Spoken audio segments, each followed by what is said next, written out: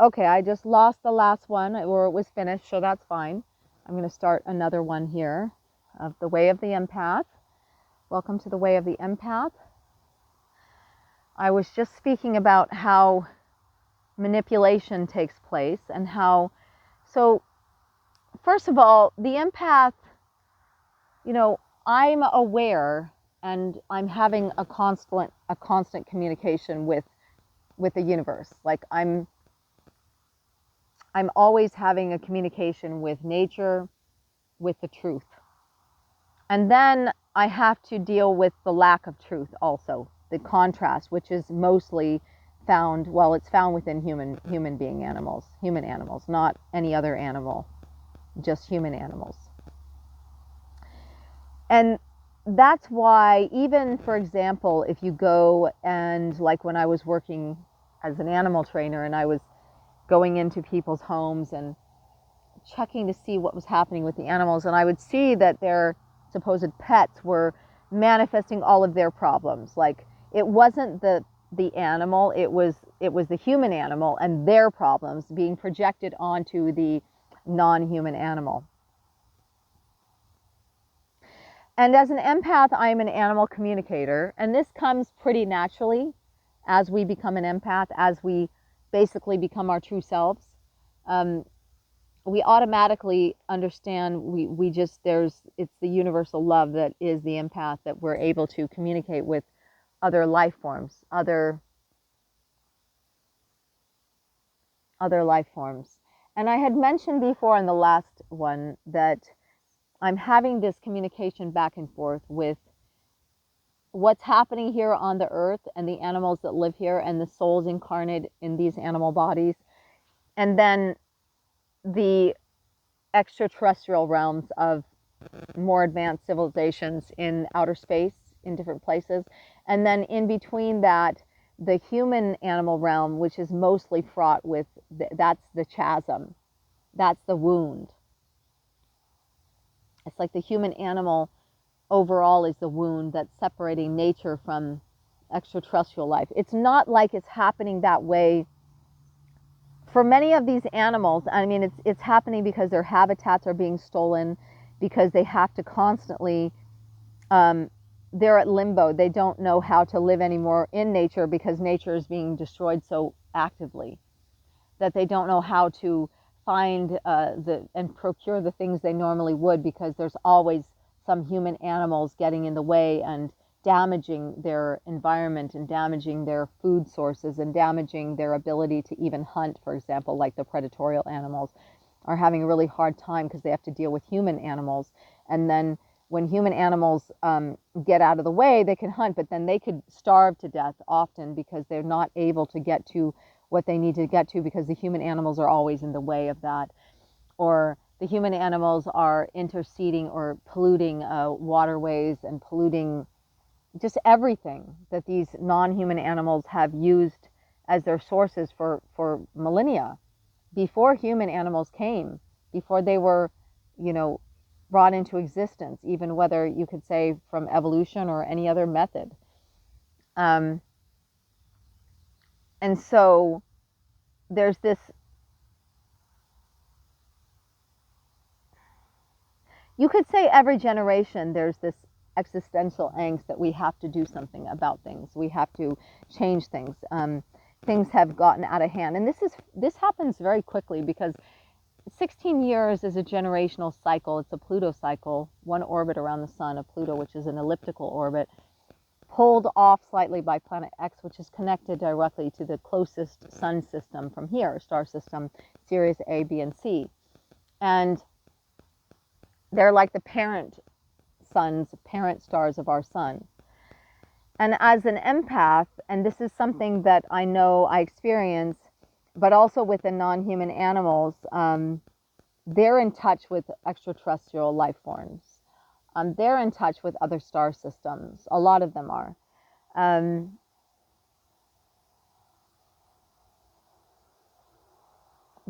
and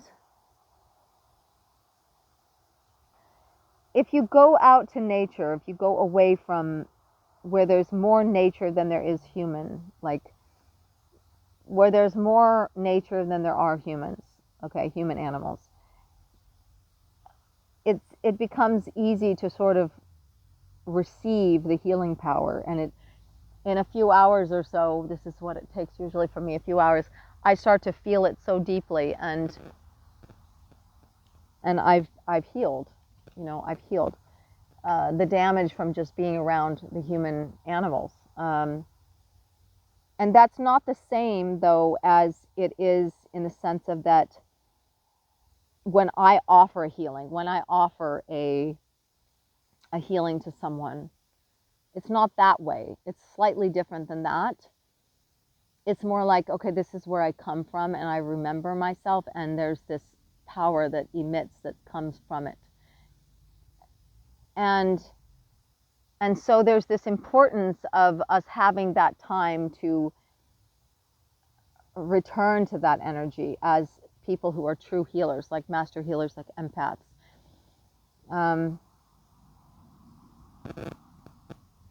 And as I mentioned, and I will continue to mention over and over and over again to you guys, is that there has to be, continuously, there has to be an understanding of, there has to be an acceptance of the need for healing, and the need especially to change the diet around the human animal. I was just watching a debate earlier on, it was a debate of these two vegans, Tash Peterson and I think her partner, and then it was with these other people, a doctor. Anyway, if you go to her channel, you can find it. And it was actually quite interesting because they were getting to this point where, I mean, first of all, the doctor never answered any of the questions. He always answered with a question himself, which that meant that he wasn't willing to accept morality or ethics around what we should be eating, and that our diet shouldn't be composed of hurting others. And he just wouldn't accept that. That was something that he consistently, over and over again, would not accept, and thought that if it's for health, we can do all kinds of torture to the environment and all these things just so we can eat properly. Like, that's just, that denies that health is something that's way beyond just one person. There has to be the health of the soil, the health of the community, the health of others around us, not just ourselves.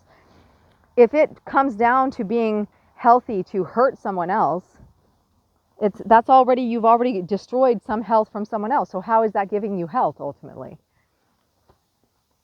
And that's where he's missing the mark, is that health isn't just a personal thing, it's a collective thing as well. And so, yes, personal health, yes, but not at the detriment of the collective. And so he went on, and it was like an hour and a half long debate, and I was really unimpressed with how he just wasn't willing to acknowledge that. And it just showed, well, that's what happens when you eat animal products, is you become a selfish individual, practicing cognitive dissonance, not seeing that there's a bigger picture, just thinking only of yourself, because that's what animal products do. Because as soon as you think that you can harm somebody else for your diet, you already are selfish. That's what it comes from. That is the premise of lack of ethics right there. Hi guys, doing okay?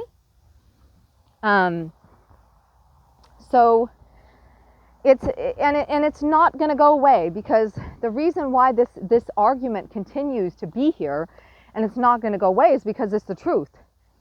And people don't want to know the truth. The people who don't, they're going to continue to fight it, but it's just still going to be there, and it's not going to go away.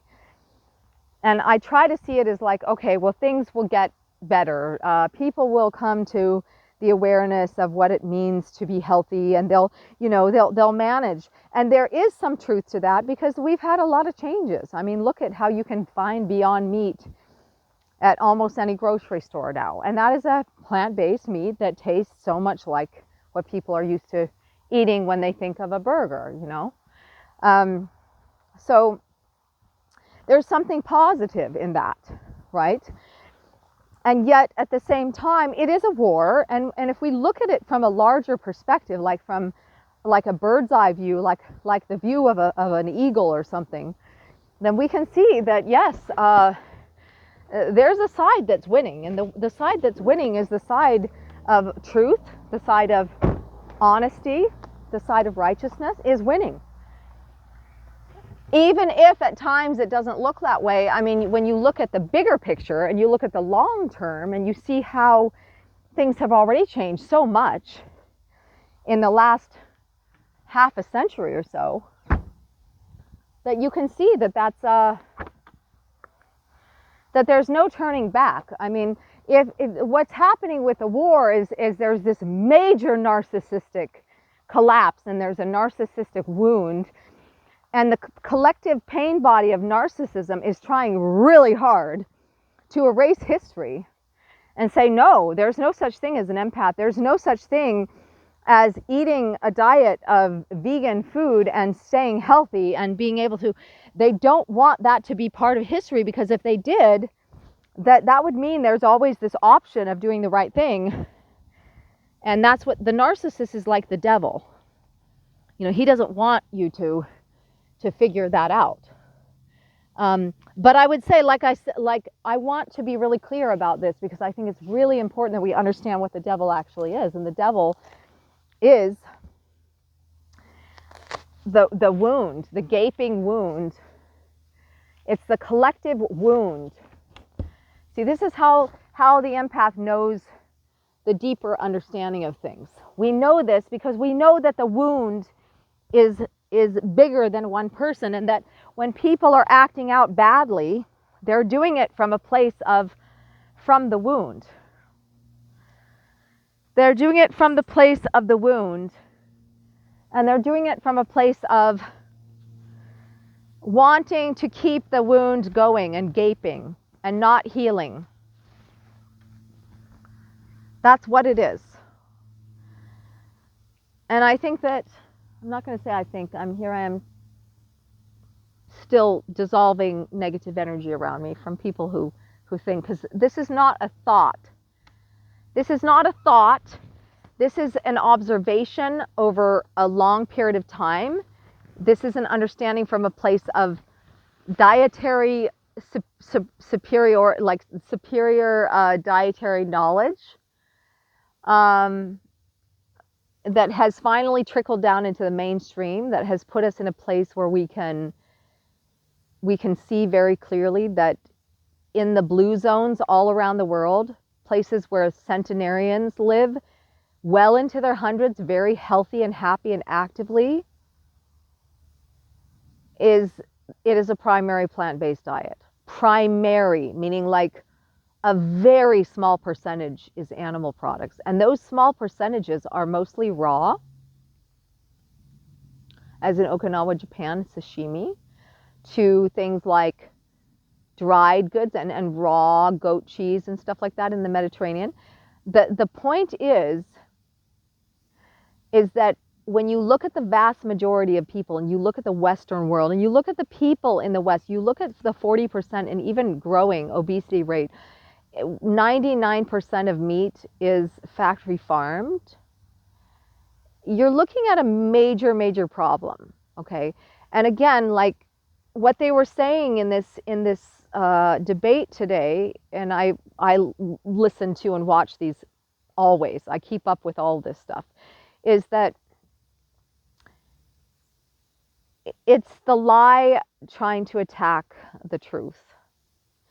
And the lie continues to keep up a facade of the untruth. And we are in these different cycles. And as an empath, like I'm looking at these cycles and I'm seeing where we are in these cycles. I'm seeing that we are in the beginning of a 20th century, of the 2000 year. We're at the beginning of, well, somewhat middle of a decade. We're at the beginning of a generation, Alpha. At the end of every generation, at the end of every decade, and at the end of every century, because the 90s were very different than now, for example, there's a resurgence of people coming to terms. Just like the end of the week, people are more relaxed. They're like, oh, I think I'm going to try something better. And it's like as a people, the human animal is having to go through all of this struggle unnecessarily to get to a point where they're like, oh, that was dumb. Okay, I'm just going to go vegan. We have made a lot of progress in the genetic cellular agricultural domain. We have made a lot of progress in cellular ag in the sense of being able to take a cell and find the cell line, which would be the parent cell of that line, and that cell line then being a perpetual energy that creates a whole infinite supply of basically vegan meat, okay? Because of the small amount of animal inputs and at some point no animal inputs that is coming from violence or harm, because it's still not phased out the FBS. But so when I hear people, you know, there's a lot of YouTube channels and people get a lot of views. They've got 500,000, whatever. And I'm listening to them and yes, they have some interesting insight, but it's not valuable enough for there to be, what I'm seeing is how I measure what's happening in humanity is I measure it based on how these people are getting views, and I'm going, wow, okay, well, that's not good. People are still looking for an easy way out. And an easy way out is not the answer. It's why we're dealing with so much trouble, is because there's this idea that there's going to be an easy way out, even an easy way out of the war. There is no easy way out. And in fact, the easy way out is actually what's causing and perpetuating the problem. It's really the hard way that leads us to the easy way. And we need to embrace the hard way, understanding that that's going to lead us to the best way in the end. Now, if we keep looking over and over again at the way humans keep doing things, we can see that they're making the same mistakes over and over and over and over. And when you make mistakes over and over and over and over and over and over again, you create a rut in that mistake. You create an addiction to that mistake. You create something that has a really hard time of releasing and moving forward to another thing because there's such a rut. There's such a rut in the road that your tires can't get out of to move to a different direction. And that's what addiction is, by the way. So the empath, we know there are so many things we have to do just to deal with the fact that every day there is something different. And every day the collective is like an enemy to us in a lot of ways. And I'm not saying that to be mean. I'm not saying that to sound like a I'm not saying it to sound like a victim. I'm saying it because it's a reality, and I'm saying it because this reality is not something that's just going to go away just because people are wanting it to go away but not willing to do the work to make it go away. And that's it. So this day it's very hot where I am. Like the heat level is incredibly it's just insane. And this is an example also of something that humans still continue to do. They continue to blame their reality on something external from themselves instead of acknowledging that they are the cause of the problems. Because when God gave us, when the Creator gives us consciousness, the Creator is saying, hey, here you go, let's see how good you play in the sandbox with all of this power. It's not like the Creator is saying, okay guys, yeah, go and ruin the world with this energy. It's like the Creator is saying, let's see how you guys can manage this. I'm going to give you a little bit of energy. And as the empath, it's really a daily affair dealing with imbalances and we're having to constantly stitch up the DNA failure of these mistakes that are being made by humanity. It's like having to stitch up the DNA regularly. So what each one of us has to do is we have to understand something very simple, that cognitive dissonance is a big lie the mind sets, the mind, which is a collective mind as well, of the collective pain body that keeps making up excuses for why not to change. And yet it's glaring us in the face what needs to change. You know, there was a time in history, we all know this, because there was a time when horse-drawn buggies were no longer the thing, and people were like, we need to stop this horse-drawn buggy thing. Like, there's poop all over the place, there's horse crap everywhere, like, let's figure something out, guys. And it was like there was poop all over the place. That's actually the reason why they started finding something else to do. And when Henry Ford came up with the Model T, he's like, oh, you know, let's do this, guys. Now we have electric cars, you know, and but with the food system, with the food situation, that hasn't been changed much. And people are so afraid of driving a Model T in the food world. They're so afraid of having a Beyond Burger, or they're so afraid of having, you know, good meat, which is a cultivated meat made from cells. And yet that's a problem, guys, because would you say this cell phone I'm using to record this message to you is not a real phone? It's a fake phone because it's wireless and it can record me and it can take photos. It's not a landline, so it should just be thrown out. I don't think that you would. I think you guys would say, you know, I mean, for me, honestly, I still like the landline in a lot of ways better because it just was consistent. Most of the time it worked. With a cell phone, there's more subtlety. You know, a cell tower can go down, for example. Usually that wasn't the case with the landline phones. But maybe also with the landline phones, there was a problem in the beginning, probably many of them. So maybe we're going to perfect the cell phone. Now, if we understand that the same way that we understand that we can accept that, yes, there's going to be an improved way that we eat food, especially if we want to be a spacefaring people, of being able to go interplanetarily and experience other places in the universe.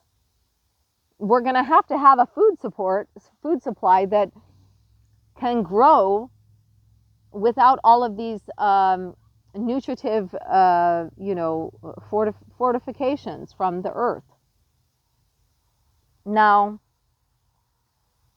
there's a lot of different levels to this, because as an empath, from my experience, I've become less and less needing of food. Like, it's just not for me. What I do need at this stage is really to work, to help, to heal people. Like, I need that. It's a need, because why would I even be here if I wasn't going to offer healing to others? I think that's really extremely important. And I think that people, I keep saying I think when I'm not really thinking, I'm just speaking from knowing. But a good example of how the heat affects the mind is what I'm feeling right now. It's very hot out here. It must be in the 80s, even though it was like in the 60s yesterday or something. Like, this kind of weather is very unbalanced. And it comes from wars going on, because people have pain bodies.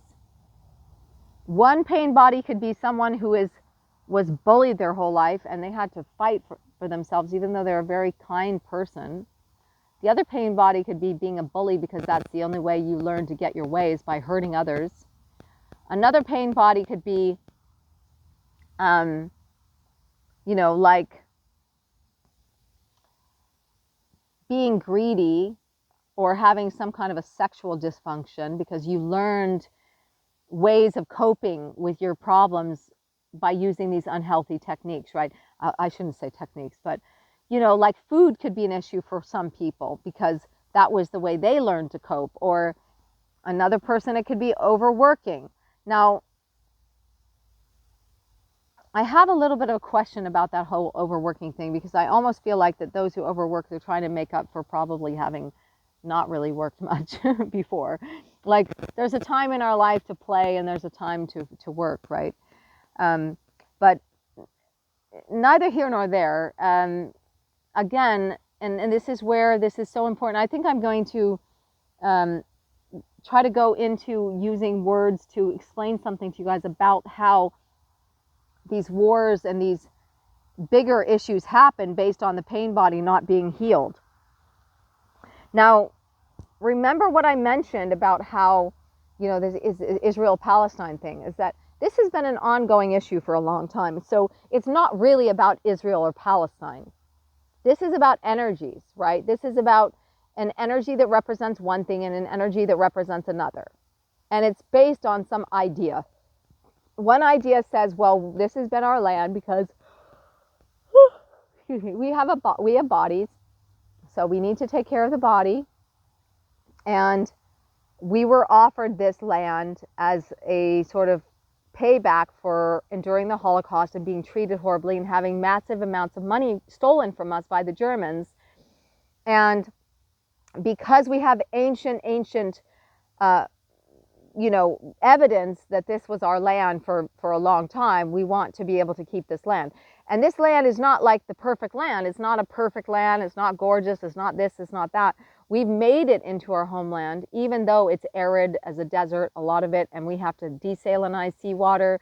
We have a Dead Sea that doesn't really offer us much. It's just beautiful.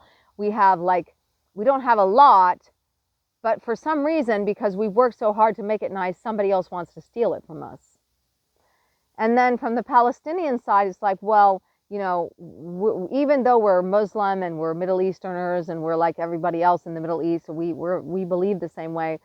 We think that we're separate and unique, and that because of that, this land, we were here when you guys came, when the Jews came, and we think that this land was stolen from us. And that because there's reference here and there to Philistine, that we want to say that this is ours and you're trying to steal it from us. Now, the only thing that they wouldn't say, and this is why we have to say this is a very unbalanced situation, is that the Palestinian people have allowed, under their noses, seeing it very clearly with their own eyes, every time money of aid came into the country, they used it to build tunnels and to weaponize themselves against mostly peaceful people of the Israeli people, right? And that the Israelis also gave them a lot and helped them as much as they could to become a society, a peaceful society, and built many, many, many gardens and verdant food forests for these people to enjoy. But because they had such hatred in their heart and such jealousy, because when the Jews kept showing them these things, they just kept getting more and more jealous of them, instead of just being like, thank you, okay, we'll take it from here. And that's actually what's going on there. And that's why it's so difficult, because people from the outside who don't understand that, they really, really want to say that the Palestinians aren't bad and they deserve to have their own land. And what you have to see is that like 3.5 billion people, the Muslim people around the world, they own most of the world. They own the land of all these places, all the Middle Eastern countries. And for some reason, they want to come after this tiny, tiny, tiny piece of arid land that is only valuable because the Jews were there working hard to try to make it home. It just doesn't make sense from a bigger picture.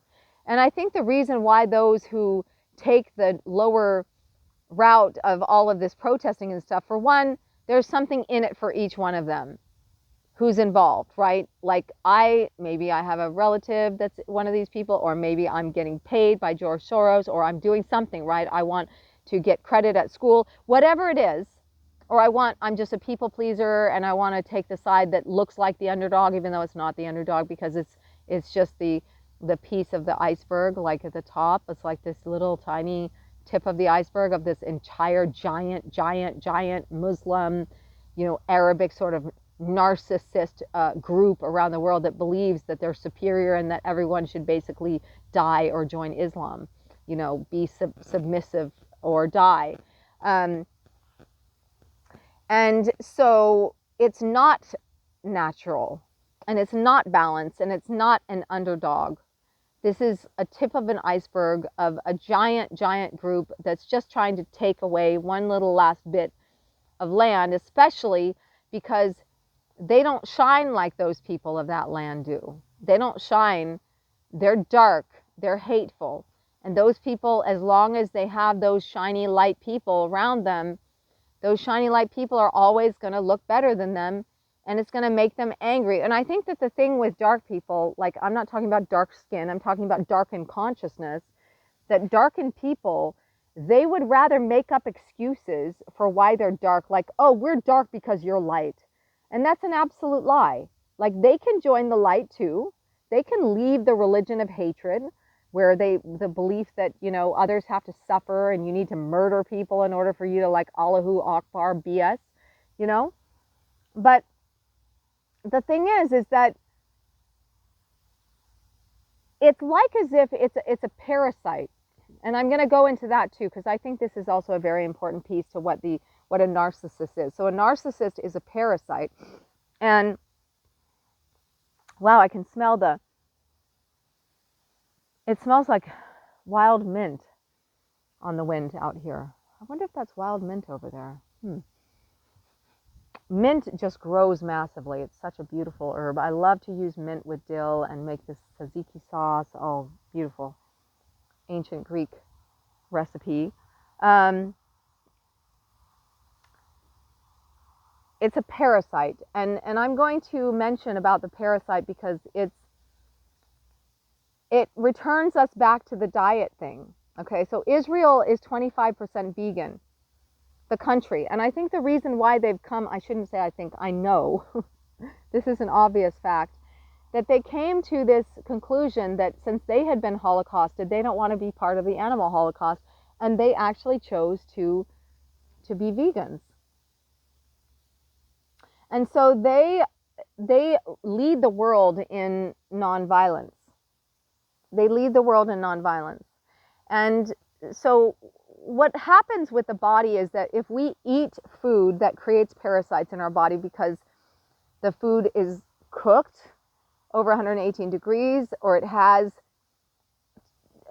inflammatory factors in it, it creates TMAO, it creates inflammation, it damages the immune system, it damages the organs like all animal products do, that there's going to be parasites that's going to live inside of the microbiome of the gut, inside of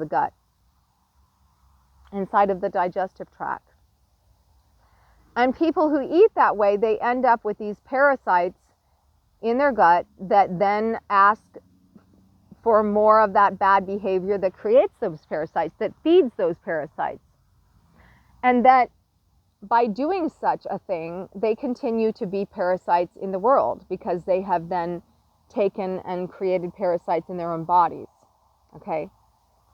And this is why it really does come down to present things. Last year I was helping out with a chiropractor who's a Muslim Palestinian, and he sort of fell in love with me, and he was because of and what I was sharing with him, he kind of got it when the light was shining from me and I was there, but then when I left, he got very angry because the light wasn't there anymore, and he was relying on my light. And I explained to him that you have to do the work now to become the light yourself. You can't expect yourself to be dependent on my light all this time. You have to do the work. And he's an example of, and the way that he thought, the way he was thinking was very much like Palestinians do think, most of them do, is that it's like they rely on the light of Israel, but then they also don't want to cultivate it in themselves. But my experience as an empath is this is the last of the holy wars, and that the dark beings are no longer going to have a lie to tell that's good enough to get anybody to believe it anymore, to get anyone to gang up against another, because really that's how they're getting the power, is by creating division. And that division is related to this these narcissistic manipulation tactics they've been using for a long time, including putting themselves with civilians in order to get this backstabbing, scapegoating image to the public, making it look like that all these people are being killed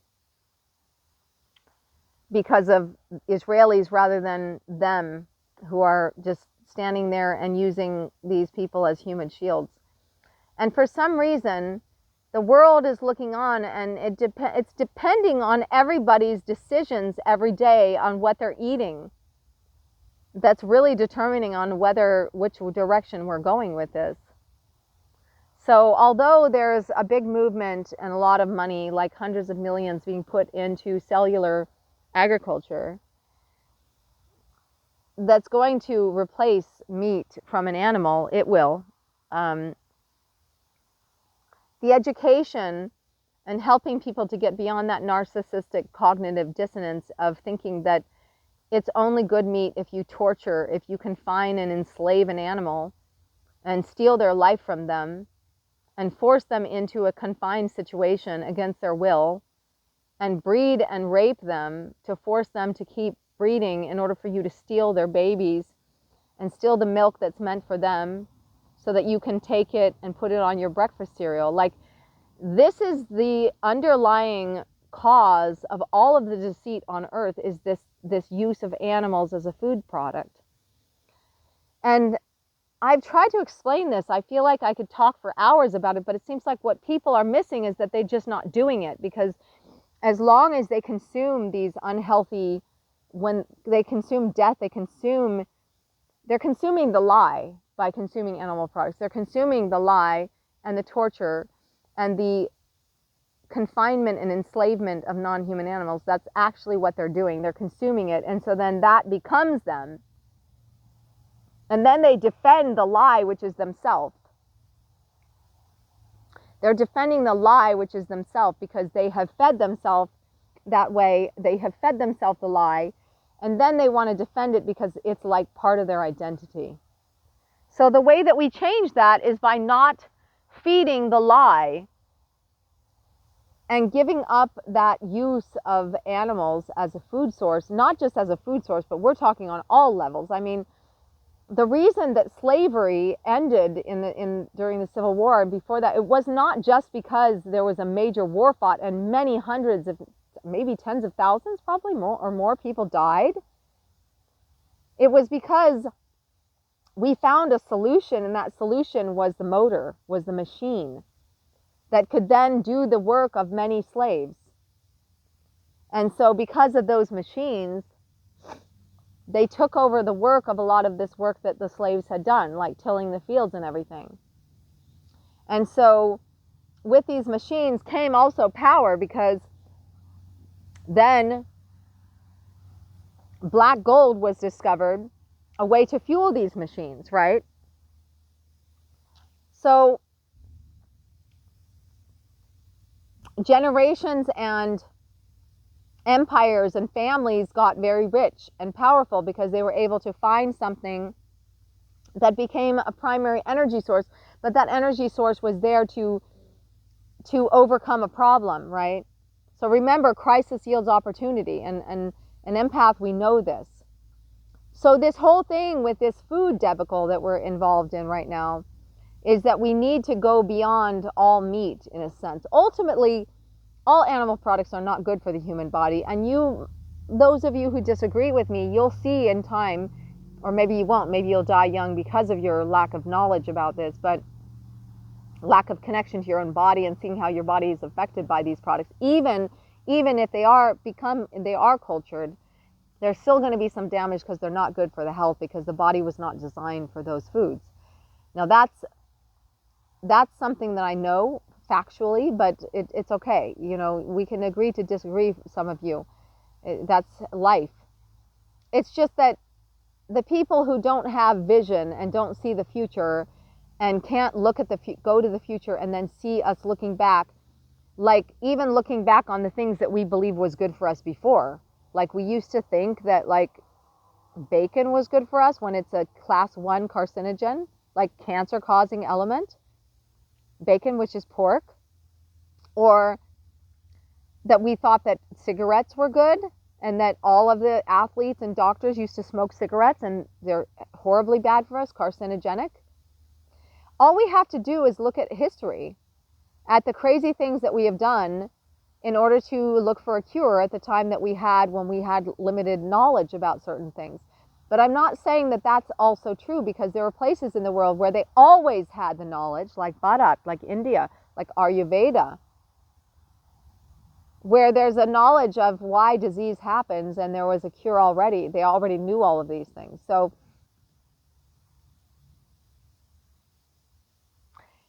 as an empath, we're looking at it as, okay, there's this pain body, which is like the parasite, which is the actions of certain people that are feeding that pain body.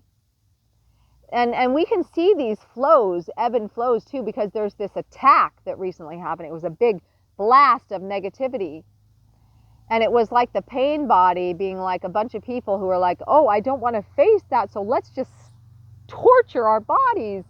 And they did it en masse, and then it attacked the healers, it attacked those who wanted healing. But even when we go through the healing process, and this is where I want to go to the microscopic, because the microscopic is the macroscopic, okay? Macrocosm, the microcosm. Because when we go through the healing cycle, there are times of resistance. There's times of resistance. There's times of healing crisis, it's called, where we have just had a big awareness. We just had a healing. We're like, oh my God, I see the light. I know. And then blast, there's a shut door. And it might really be something that we're unconsciously doing,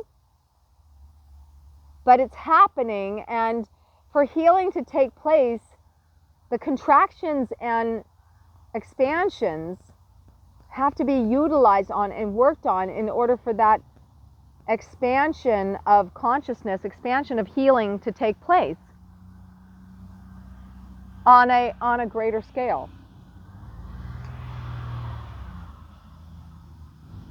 And then there's a backlash even to healing. There are those who really are dedicated to destroying things and like, no, I don't want them to be happy.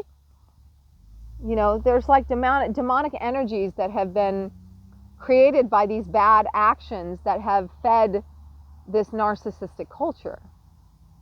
And those who are the weakest ones are those who have the strongest narcissistic traits. Energetically weak. And yet somehow, and this is why, you know, they gang up in groups, because first of all, they actually think that a group is going to be able to defeat like one person or one very strong, like an empath or something. But if others were looking on and saying, hey, wait a second, that's like a lot of people against one person. Like, what did that one person do to you guys? And what can one person do to all of those people? Like, they only have so much time in a day, bozos. Like, what could they have done? And then the group might have to go out and lie and make up stuff and say, oh, well, she stole this from my mom and she lied about this and she's condescending and she thinks she's better than us and she thinks we're crazy.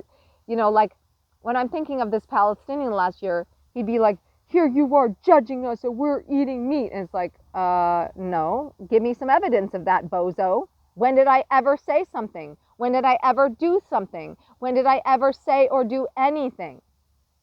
And the bozo had nothing to say, because the bozo was projecting that bozo's own judgment of doing wrong onto me. And yes, I cuss, I do it all. As an empath, I use whatever tools I have in my tool belt. And I'm not afraid to put someone in their place, like in a sense of like, this is you, not me. You just lied. You made up something. You scapegoated. You blame shifted. You're the one who has that judgment on yourself. And so, as an empath, we do not just stay with bad people. Because as empaths, we are working with the highest, most potent power of the universe, we're directly connecting with Creator all the time, that it doesn't matter. It doesn't matter what anyone says, because that's their own projection. And because we reflect, again, like I said in subsequent videos, in previous videos, we don't project, we reflect, and then that reflection is the projection of that person, of that group. Okay, I think I'm going to say that that's it for now. But what people need to understand, and I know that some people think they don't have a choice in being horrible people. They really do. They really think that they don't have a choice in being horrible. You can choose right here and now for 15 minutes not to be a horrible person. Put down the gun, you know. Take your hand off the mouse before trying to destroy someone else. Like, you can do that. You can say, not today, Satan, and just don't do bad things today, and see if you can do it tomorrow. And if you can't do it for a whole day, do it for a part of the day, and then give yourself the next half of the day. Say, okay, I'm going to do it for the next half. Anyone can take a little bit of their power back from being used by these demons. And remember, the demon is created by the bad action. You're creating a contract with a demon by doing that bad action. When you eat an animal product, you are creating a demon contract between you and a demon. And that demon's going to want you to pay. And that payment's going to be part of your life. It's going to be part of your life. They're going to come and steal it from you. You're going to get sick. You're going to get ugly. You're going to lose your hair. You're going to get into a car accident. You're going to lose things. Because that demon may be helping you in the moment, but they're going to have to get paid. So when you choose jealousy on somebody else, you have contracted with the demon of jealousy, who's going to want to get paid. If you say to that demon of jealousy, okay, I want her to suffer like she loses her beauty, and that might only last a short time, because none of these spells are very powerful. Because if that person doesn't lose their beauty, because they might for a short time, but then they just keep going back to, they're doing their own thing, that is their beauty, then the demon's going to come back and say, here you go. Okay, I want my payment, and my payment is you losing your beauty. So it's a stupid thing to do, to contract a demon. It's stupid to do one of the 7 deadly sins. It's stupid. And if you do them, you're just going to continue to fail. Because the devil always, always, always does not deliver. They might deliver for a minute, but then they're going to want you to pay them back, which is they're going to take back what it was that you tried to take. They're going to say, hey, you got to pay me for what you just did, what you had me do and one of my demons did, because, and my payment is going to be part of your life. My payment is going to be that you lose part of your health. My payment is going to be that you lose, maybe a child gets sick or a family member gets sick because you did something wrong. You know, but there's always going to be some kind of a payment. And the important thing about the payment is that, yeah, they don't know you, but you can talk to them like they're people, because they're just like us. Oh, okay. I love animals. Yeah. Are you guys okay? I think they're fine. I think animals. No, I'm talking to them, actually. I'm talking to them. Yeah, I'm asking them, because yeah. Okay. Are you guys okay? Oh, Stella, there's water over here, honey. There's water here. Stella just said she's hot. Leela says she's frustrated. Bella's glad that there's some wind. And let's see, Suki? Suki, what about you, girl? Suki says, I'm making it. I'm making it. She's fine. Yeah. Yeah. And so people that treat animals like objects, they think that they can speak for them. Again, this is really important in my video for you guys, because as I'm sharing how to be an empath, you cannot look at an animal as they're an object that you know anything about, especially if you eat an animal. If you eat an animal and then you think you know them, No, you don't. You're projecting your own insult onto them, and that's not going to give them anything. It's going to cause you harm. Now, I was hoping this would be finished, but now I feel like I have to talk a little more about this because these people gave me an example of what it is I deal with every day. So if somebody eats, say, birds, all forms of birds, right? All different types of birds. Maybe they even go and they get duck at a Chinese restaurant or whatever it is, okay? They automatically have a racially or a speciesist discrimination against birds, because even if they see a bird sitting in a tree, they don't see that bird as another being just like them.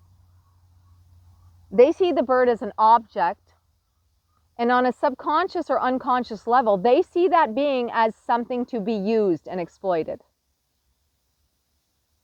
Something to be used and exploited. And then they say something like, I love animals, but no, you can't love an animal and kill them and eat them.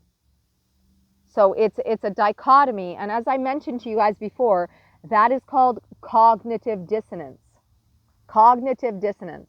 Cognitive dissonance is the belief that other individuals are better, are worse than you, and they deserve to be exploited by you because of their position in the accepted carnist model.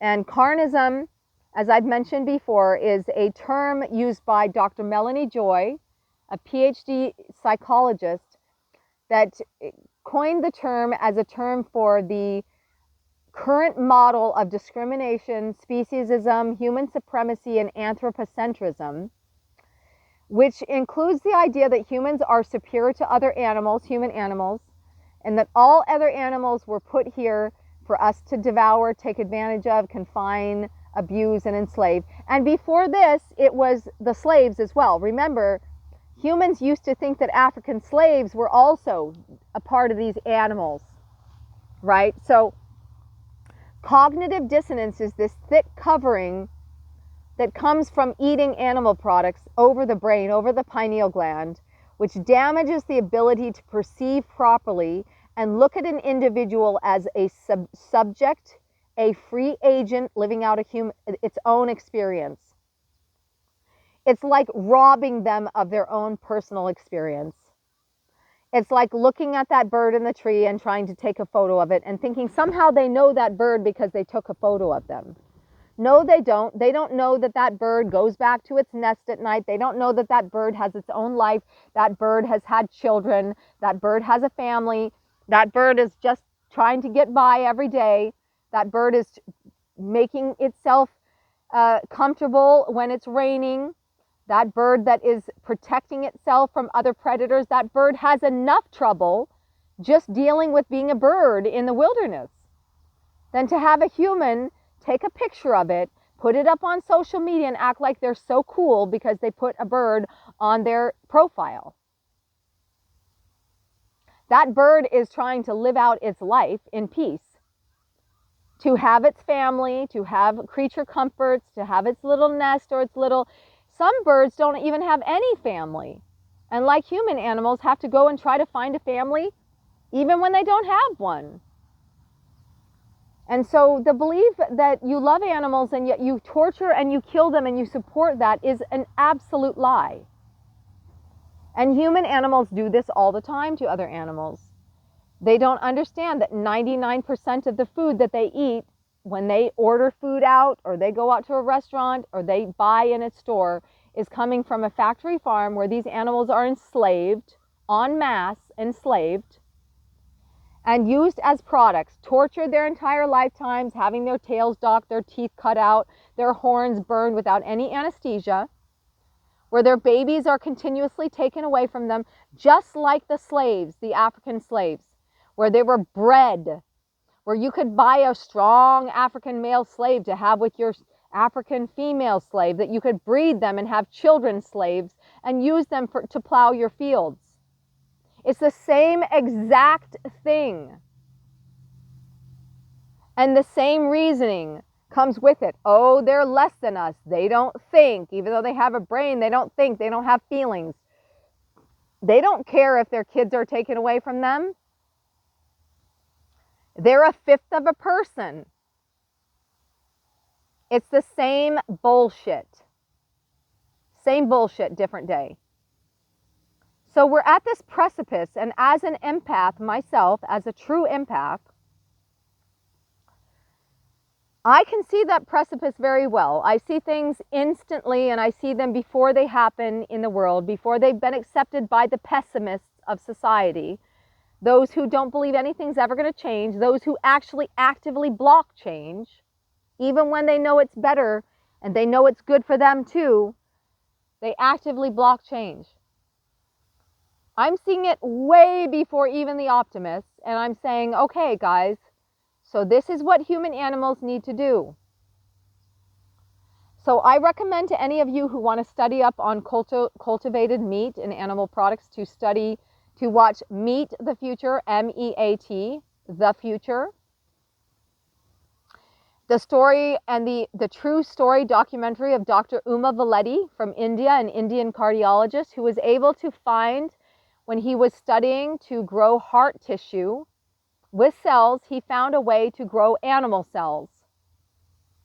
He is the CEO of Upside Foods, formerly known as Tyson Foods, a very large meat packing company that now is stationed in Emeryville, California, just across the bay from San Francisco. And you can go there and try cultivated chicken. You can actually sample a cellular made chicken breast. And the thing is, people, is that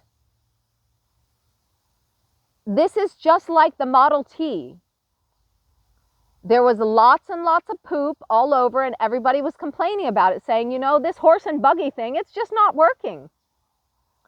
We're in that same era of mass die-off coming from factory farms, destroying and causing massive, massive problems for people who live around them, causing massive, massive pain and suffering to tens of billions, hundreds of billions, 800 billion land animals, and trillions of fish life, of sea life.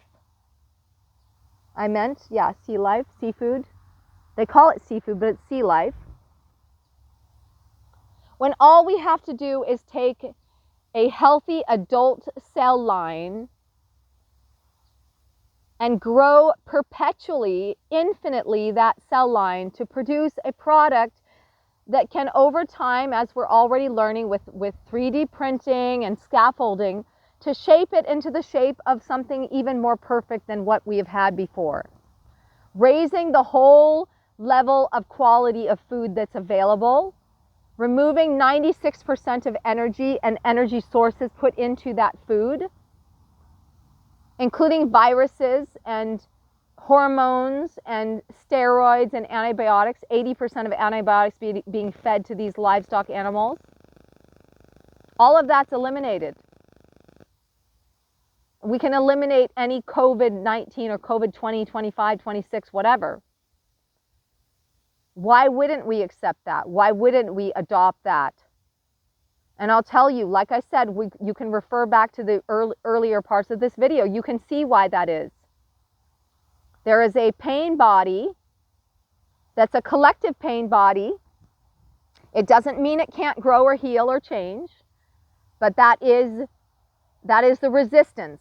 That is the force of resistance within the farmer that doesn't want to give up his agricultural stake of being a mass murderer or whatever, because he's afraid that he's not going to be able to make money to take care of his family, for example. Or the GMO farmer who's GMO farming the GE soy that goes to 80% of livestock animals, and the arable land that we have, which is very small amount on the earth, that is being used to grow food for these livestock, and many jungle people being murdered so they can take the land and grow these crops on it. The fear of being caught, the fear of going to jail, going to prison for what they've already done, the fear of being brought to justice, and that those people who are doing those bad things, they don't want to change because of these things. They think, well, we've done really bad things. We don't want that to change. We're getting subsidized, you know, in the tunes of tens and hundreds of billions of dollars to continue to keep torturing these living beings. And yet let's look at it from the Model T perspective, is that there was a point where it just had to stop. There was a point where slavery had to end, and it wasn't just because of the Civil War. It was because of the invention of the motor. It was because of the invention of the machine to take over that manual labor of plowing the fields. It was now what it is it's the invention of the bioreactor that is going to be a common kitchen appliance in the future. That people will be able to just input 6 Wagyu steaks into their bioreactor and have it for dinner for their family who's coming over to dinner the next night. It's happening that quickly. And it's not just that. There's air proteins as well. There's hundreds of millions of dollars, people, being funneled into air proteins. Proteins being sourced from the air.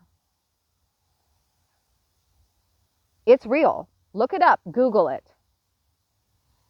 And then we have fermentation, precision in fermentation that's using already not just animal products, but using products like from plant sources, making them taste and feel the same texture and so forth as animal products without the input of animals.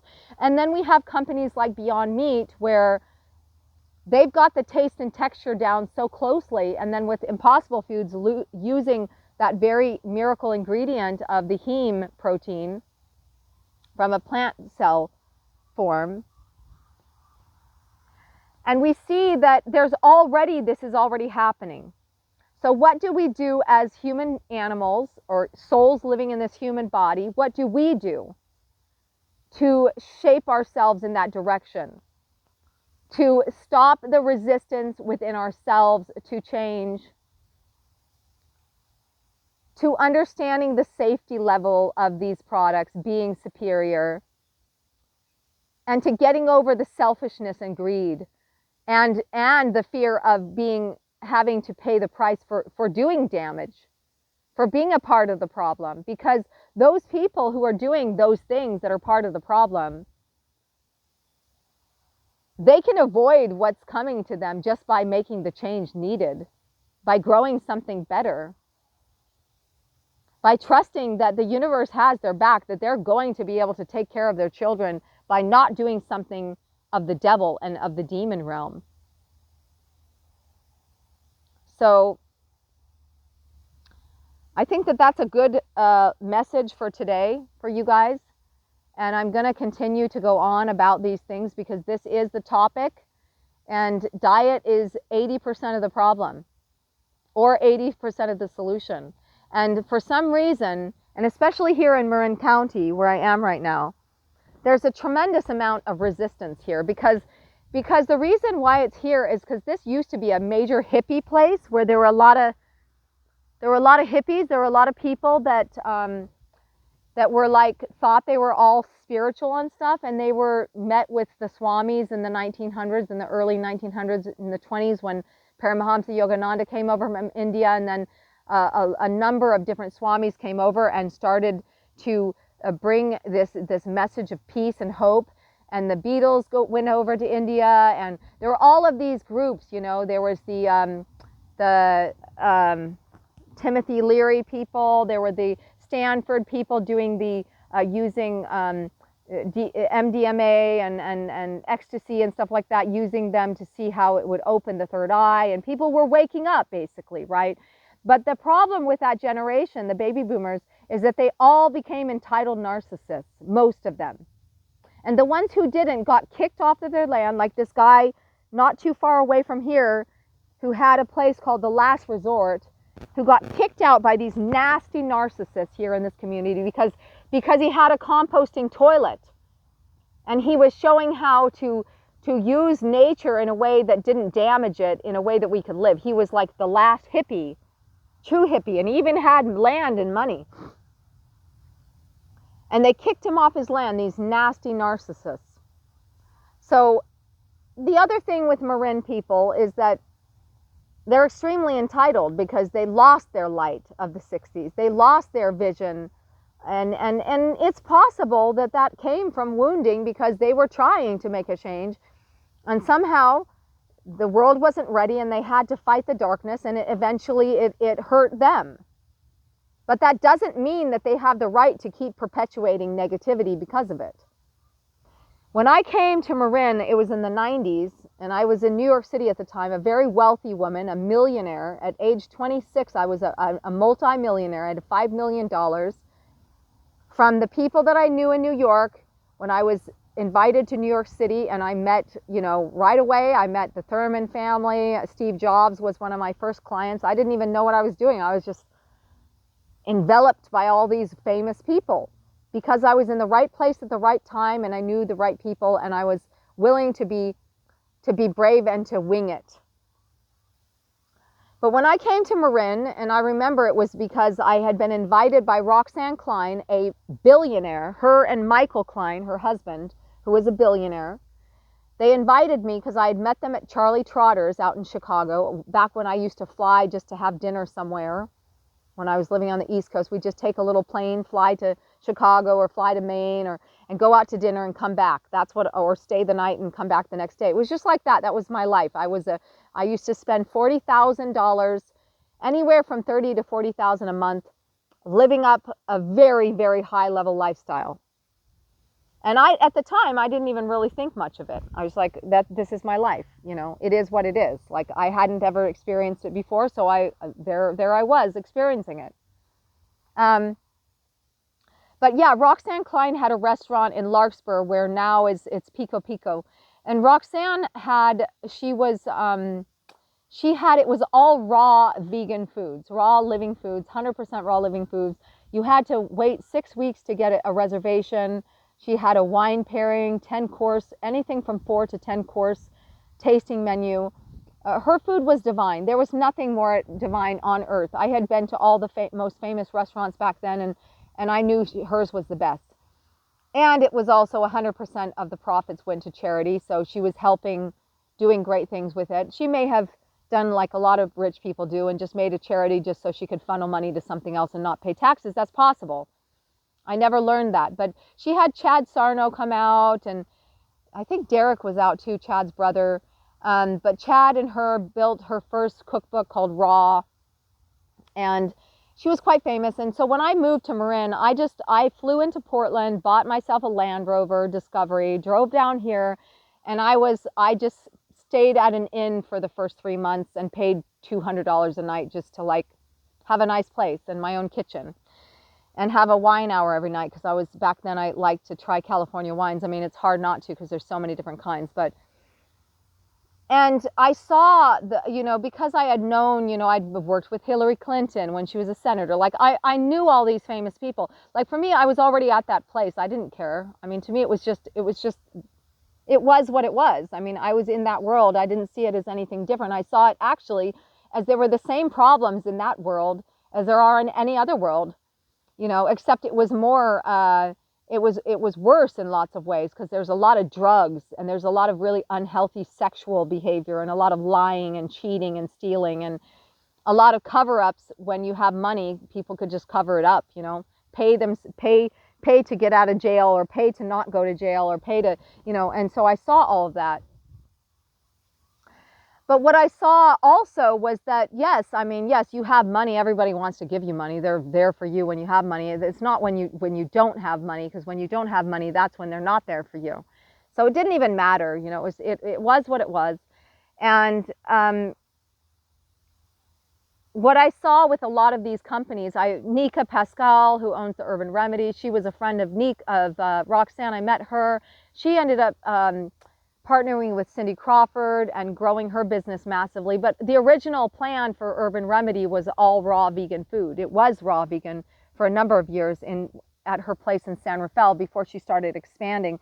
Then she had the one in Larkspur, and she had a few others. And then it, with Cindy Crawford, they grew it to be a massive national chain. And then they just recently contracted back quite a bit during the last couple years. So, but what's important, people, to remember here is that these ideas were important ideas, and that was the 90s. That was when there was flush. We were flush. There was, the economy was raging in a lot of ways. We're at a sort of a depression, recession going on right now. People are having to pay for the mistakes of others. And when we look at the damage that narcissistic behavior causes, we can see that that's really the reason why we have an economic deficit. And that comes from the Carnus model. So I'm going to leave it at that, because we can always tie it back into that Carnus model and that use of animals as a product rather than as living beings that are actually more intelligent than we are, because they're so intelligent, they know that by putting themselves in their proper place, they benefit everyone. It's the human animal that doesn't know our place in the scheme of things, and we continue to cause harm because we're not taking our place. And that's really the bottom line. We're the ones who need to change, not anyone else. I'll leave it there with you guys. I hope that you enjoyed what I shared today. That was a whole hour and 11 minutes to get through it and to learn and to grow and to take the steps that you need to take today to take back some of your power to becoming more of an empath yourself, because this is our natural state of being. So comment, like, subscribe. I don't have a Patreon set up. I'm very new to the YouTube stuff, but you guys know that I've been putting out for the last couple years, but very slowly, and I'm focused on a lot of other things like my healing work and my businesses and so forth. But just look more deeply into your own life and how you can shape yourself and move yourself towards being an empath, because that's who you are, that's who we all are, and see how you can make the world a more beautiful place. We don't all have to go back to living in huts. We can live with electric cars and other things. We just need to do it in a way that we are acknowledging that other life forms on Earth are more intelligent than us because they don't damage the environment. So why would we want to use them as our stepping stone? That would be the most erroneous lie there is in existence. Thank you so much, and be blessed.